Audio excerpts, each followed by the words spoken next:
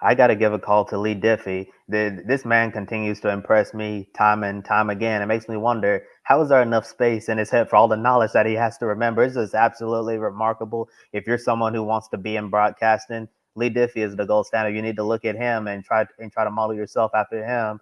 And it's just amazing, because for a long time he's been the voice of the NTT IndyCar series, called the last several Indy 500s on NBC. So that's where he's mostly been. He's also been the voice of NBC's track and field coverage as well, and calling the Olympics. If you watch track and field, you heard him call a lot of all of the races, at the summer games in Paris, France. Yeah, so he just think about this for a minute. He had to, obviously very close inside the IndyCar paddock. He knows all the stories and all the stats over there, and then he has to shift over to track and field, and he has to get up to speed to all those stories.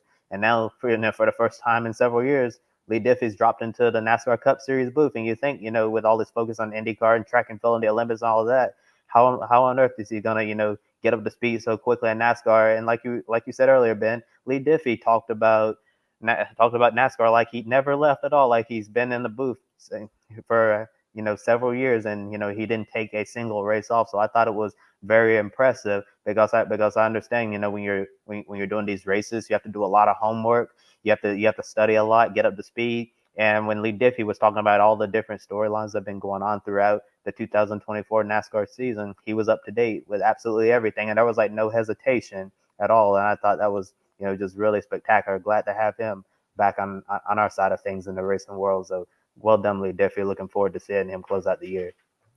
And before I close out the show, I'm going to follow up on what Kobe said here, because that's absolutely a shining moment, I think, all across social media, except the Facebook comments. We don't need to go into what they were thinking about an Australian voice calling the NASCAR Cup Series race in Daytona. But that's just it. I mean, who would have thought? And I know Matthew Owen said this on Grid Tonight this week as well, but a guy who's originally from Australia came to the United Kingdom and then the United States.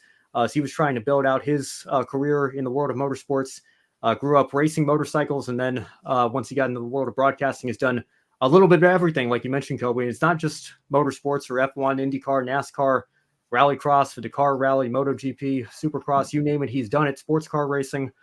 He's gone to the Olympics for NBC. He's done bobsled, luge, and skeleton during the Winter Games. He did rowing at the Rio Olympic Games and is now NBC's main voice for track and field.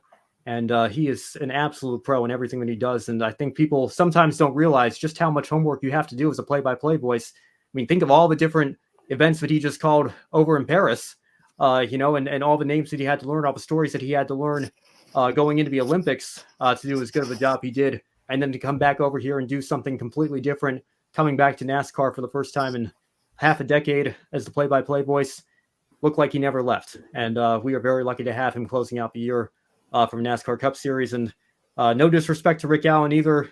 He gets to finish out the year on the Xfinity broadcast as well. So I think all around, it's a great time for NASCAR and NBC, and I think they have a lot to look forward to and a lot to be proud of, given how their broadcast went last night. So well done to the entire team there.